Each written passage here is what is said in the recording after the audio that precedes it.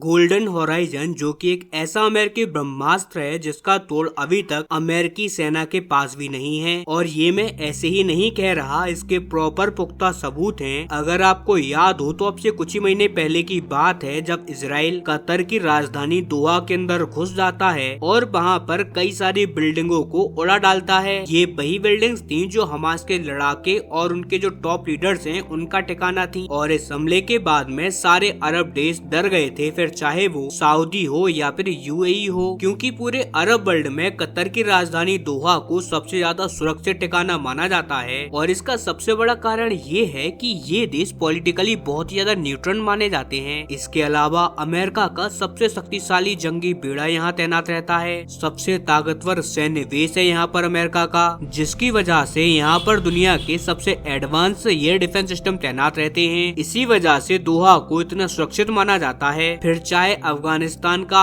तालिबान हो, हमास हो या हिजबुल्लाह हो, जितने भी टॉप क्वालिटी के आतंकवादी हैं उन सभी के जो हेडक्वार्टर है वो मेनली आपको कतर की राजधानी दोहा में ही देखने को मिलेंगे। क्योंकि वो सभी लोग ये बात जानते हैं कि जहाँ पर वो लड़ रहे हैं या फिर जहाँ पर उन्होंने कब्जा करके रखा है वहाँ पर वो इतने सुरक्षित नहीं है जितने की वो दोहा में सुरक्षित हैं। और इसराइल ने जब वहाँ पर हमला किया था यानी कि दोहा में, तब पूरे अरब देश डर गए थे, क्योंकि एक तो ये हमला अमेरिका को बिना बताए किया गया था और इसी वजह से वो पहले तो अमेरिकी सुरक्षा को भेद कर कतर के अंदर घुसे और फिर राजधानी दोहा की जो सुरक्षा कर रखी थी अमेरिकी सेना ने अलग अलग एयर डिफेंस सिस्टम के जरिए वो पूरी सुरक्षा को भेदा। और उसके बाद कतर की राजधानी दोहा पर एक जोरदार बमबारी कर दी गई। और ये सब देखकर अमेरिका की फौज भी दंग रह गई थी कि यार आखिरकार अमेरिका ने ये सब किया तो किया कैसे। और बाद में पता लगता है कि ये सब संभव हो पाया मात्र एक मिसाइल के जरिए, और उस मिसाइल का नाम था golden horizon air launch ballistic missile, जिसे कि इजराइल के लड़ाकू विमान इजराइल से लेकर उड़े थे और अमेरिकी एयर डिफेंस सिस्टम की जद में आने से पहले उन्होंने इन्हें फायर कर दिया। और इसके बाद वे